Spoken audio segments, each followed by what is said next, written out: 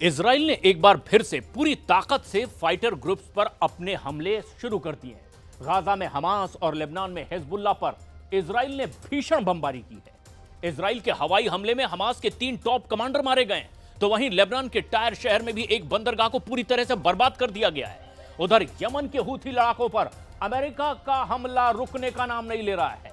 US air force ने 10वें दिन भी भयानक हमले हूथियों को किए हैं, भारी नुकसान पहुंचाया है। इस बीच ईरान ने अब ट्रंप को युद्ध की धमकी देकर के सीक्रेट आइलैंड पर मिसाइल सिस्टम की तैनाती भी कर दी।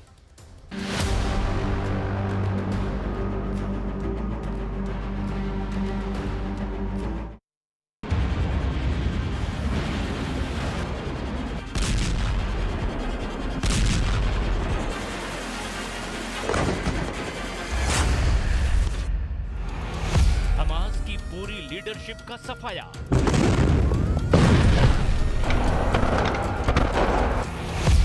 हिजबुल्लाह के सरगनाओं का चुन चुन कर खात्मा।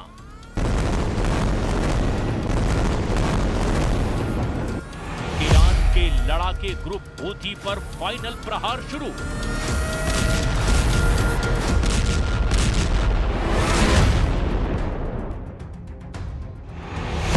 के फाइटर ग्रुप्स को जड़ से मिटा देंगे ट्रंप।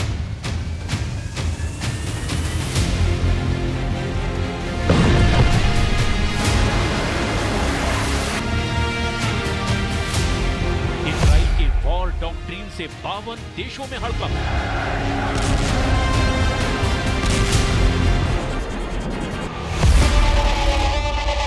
अमेरिका के जंगी जेट 10 दिनों से बारूदी तहलका मचा रहे हैं, जिनके टारगेट पर ईरान समर्थक लड़ाका ग्रुप हूथी है।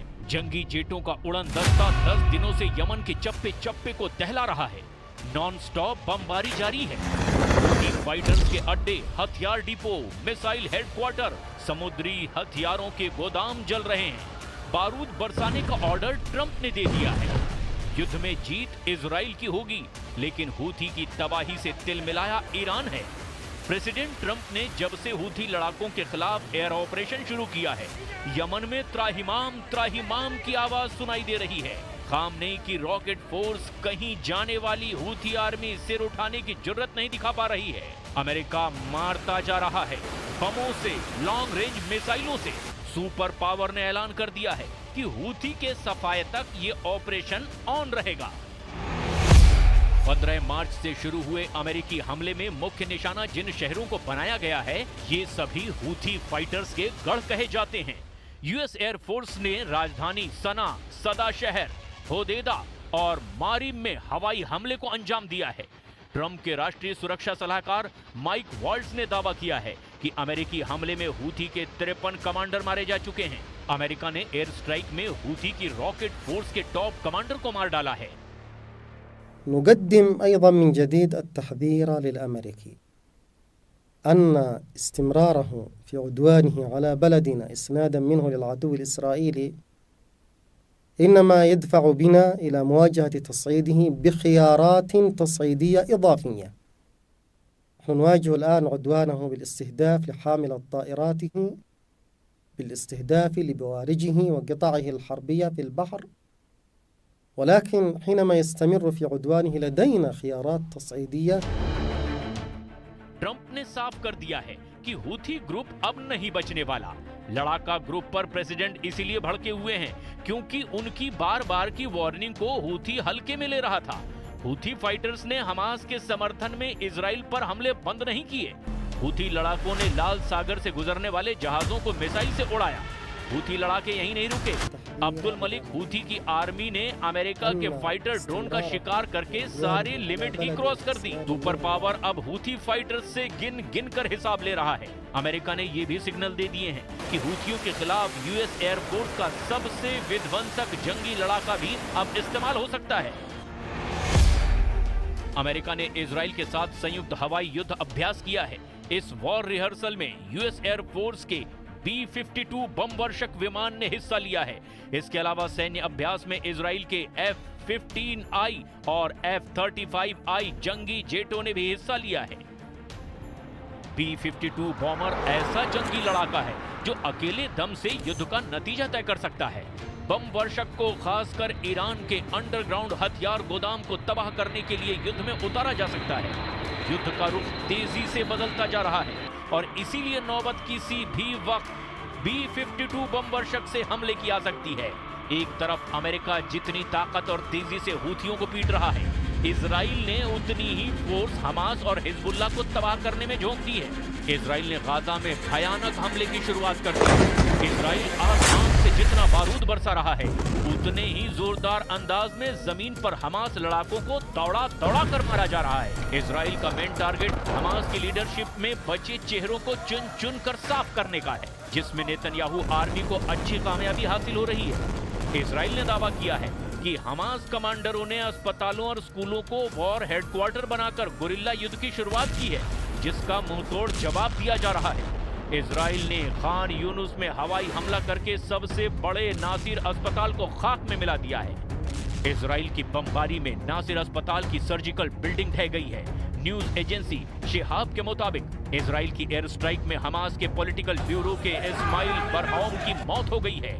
अस्पताल कंपाउंड में अटैक करने से इजराइल ने जानकारी दी है कि हमले में एक नहीं कई कमांडर मारे गए हैं, जिनमें गाजा ब्रिगेड का deputy commander Ahmad Salman Hamas भी है। इसके अलावा सीजैया बटालियन के कमांडर जमीर ओमर को भी आईडीएफ ने ढेर करने का ऐलान कर दिया है। दक्षिणी गाजा में हमास के प्लानिंग एंड डेवलपमेंट ऑफिस के हेड सालाह बारदाविल को भी मार गिराया गया है। गाजा के स्वास्थ्य मंत्रालय ने दावा किया है कि इजराइल के हमलों में अब तक 50,000 से ज्यादा फिलिस्तीनी मारे जा चुके हैं। جراح رجال الذي قام الاحتلال الإسرائيلي باستهدافه وتدمير تقريبا كل هذا القسم بصواريخ موجهة، وكأن الاحتلال الإسرائيلي يريد أن يخرج هذه المنظومة عن العمل ويدمر هذه المنظومة، لأنها تعتبر يعني النفس الأخير لأبناء شعب गाजा की तर्ज पर इजराइल हिजबुल्लाह के होश उड़ाने वाले हवाई हमले फिर से करने लगा है। ये लेबनान के टायर शहर में नेतन्याहू के बरसाए बमों के बाद की बर्बादी है। युद्ध विराम समझौते के बाद इजराइल ने अब तक की सबसे बड़ी एयर स्ट्राइक कर टायर सिटी को तबाह कर डाला है। इजराइल ने टायर सिटी में रिहायशी इमारत और बंदरगाहों पर बमबारी की है। नबातिये के टोलाइन में भी मिसाइल धमाके किए गए हैं। द यरूशलेम पोस्ट के मुताबिक इजराइल ने नया वॉर डॉक्ट्रिन बना लिया है, जिसका मकसद ईरान समर्थक फाइटर ग्रुप का टोटल सफाया है। इजराइल के नए डॉक्ट्रिन में लड़ाका ग्रुप के हमलों को रोकना नहीं, बल्कि उन्हें पूरी तरह से कुचल देना मकसद तय हुआ है। यरूशलेम पोस्ट ने अपनी रिपोर्ट में सरकारी सूत्रों के हवाले से दावा किया है कि इजराइल की नई युद्ध नीति किसी भी हमले के जवाब में पूरे ग्रुप के सफाए को तय करके युद्ध लड़ना चाहती है। इजराइल ने ऐलान किया है कि हिजबुल्लाह के रॉकेट हमले का जवाब नसरल्लाह के उत्तराधिकारी नईम कासिम की मौत से लिया जाएगा। अब तक इजराइल की रणनीति हिजबुल्लाह के हमले का जवाब देने भर तक सीमित थी। हिजबुल्लाह के रॉकेट अटैक के बाद इजराइल हमले करता रहा। भारी तबाही मचाने के बाद इजराइल के हमले रुक जाते थे, मगर अब ऐसा नहीं होगा। नेतन्याहू आर्मी इसीलिए लेबनान फ्रंट पर डटी हुई है। इजराइल के लड़ाकू विमान लेबनान में मंडरा रहे हैं, जबकि युद्ध समझौते में तय हुआ था कि फरवरी महीने में ही इजराइल लेबनान से बाहर निकल जाएगा। इजराइल डिफेंस फोर्स ने ऐलान कर दिया है कि सैन्य तैनाती अभी कई महीनों तक रहेगी। मतलब ये कि युद्ध विराम के बाद भी इजराइल ने हिजबुल्लाह को चारों तरफ से कुचलना जारी रखा है। अब तक हिजबुल्लाह के जिन लीडर ने सार्वजनिक मंच पर आने की जुर्रत दिखाई, वो मारा गया। इजराइल के आक्रामक रुख ने अब हिजबुल्लाह और हमास को वॉर प्लान बदलने पर मजबूर कर दिया है। हिजबुल्लाह फाइटर जहां खुद को महफूज रखने की तरकीब पर काम कर रहे हैं, वहीं हमास ने गुरिल्ला वॉर शुरू कर दिया है। रॉयटर्स की रिपोर्ट के मुताबिक हमास लड़ाके अल दालिस की मौत के बाद गुरिल्ला वॉर शुरू किया गया। हमास लड़ाके बचे हुए लंबी दूरी के रॉकेटों को फिर से जमा कर रहे हैं। हमास ने नेतृत्व परिषद मॉडल बना लिया है। हमास की ताकत कम हुई है। हमास के पास हथियारों की भी कमी है। हमास को नए लड़ाके भी नहीं मिल रहे, लेकिन सभी फाइटर ग्रुप के बैकफुट पर जाने के बाद ईरान ने बड़ा एक्शन लिया है। खामनेई के रिवोल्यूशनरी गार्ड्स ने खाड़ी में 3 ऐसी लोकेशन पर विस्फोटक मिसाइलें तैनात कर दी है, जिससे अमेरिका और इजराइल दहल गए हैं। ईरान ने दुश्मनों के लिए 600 किलोमीटर रेंज की बारूदी बाउंड्री खींच दी है। ईरान ने होर्मुज जलडमरू मध्य के ग्रेटर टुम, लेजर टुम और अबू मूसा आइलैंड पर मिसाइलें तान दी है। होर्मुज की खाड़ी में मौजूद तीनों आइलैंड पर ईरान का साल 1971 से कंट्रोल है। दुनिया के लिए सबसे अहम शिपिंग रूट पर ईरान ने मिसाइलों की तैनाती करके मैसेज दे दिया है कि मिसाइल सिस्टम दुश्मन के ठिकानों, जहाजों और संपत्तियों को निशाना बना सकते हैं। रेवोल्यूशनरी गार्ड कॉर्प्स के कमांडर अली रेजा तांगसीरी ने डायरेक्ट धमकी देकर कहा कि शिपिंग रूट पर ईरान अभी और ताकत बढ़ाने वाला है। ما هیچ وقت شروع کننده برخورد به درگیری با این و اون نبودیم، اما اگر چنانچه کسی خباثت کنه و شروع کنه بدانه که سیلی‌های سختی ईरान युद्ध की तैयारी में इजराइल से पीछे नहीं है। ईरान ने अमेरिका से टकराने के लिए भी ताकत जुटानी शुरू कर दी है।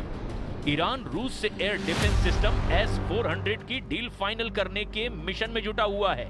ईरान ने चीन से भी सैन्य समझौते कर लिए हैं और हाल ही में रूस और चीन ने ईरान के साथ मिलकर के युद्ध अभ्यास भी किया है। वॉर रिहर्सल के बाद अब बीजिंग में हुई बैठक में रूस चीन ने ईरान पर लगे प्रतिबंध हटाने की डिमांड भी रखी। 三国副外长成功举行了中国、伊朗、俄罗斯关于伊朗核问题的北京会晤，并发表了联合声明，这是朝着正确方向迈出的重要一步。我们还会同伊朗核问题的其他各方加强沟通，推动他们展示政治诚意，早日回归复谈。和平仍可争取，不能轻言放弃。单边制裁只会激化矛盾，对话谈判才是。 ईरान को अगर अकेले इजराइल से युद्ध करना पड़ा तो वो कमजोर नहीं दिखता। ईरान की मिसाइल पावर इजराइल पर भारी है। ईरान की सेना भी इजराइल से बड़ी है। ईरान की नेवल पावर भी नेतन्याहू के लिए थ्रेट है। मगर फर्क तब आ जाता है जब अमेरिका इस युद्ध में आ जाता है। सुपर पावर के इजराइल के साथ देने पर ईरान की कोई बिसात नहीं बचती। अमेरिका के आगे ईरान का युद्ध में कुछ दिन भी टिके रहना मुमकिन नहीं। जिन देशों से ईरान को युद्ध में मदद की उम्मीद है, उनकी कोई गारंटी भी नहीं। रूस खुद ही एक अंतहीन युद्ध में उलझा हुआ है। पुतिन हथियारों से जो मदद हो सकती थी वही ईरान की कर पाएंगे।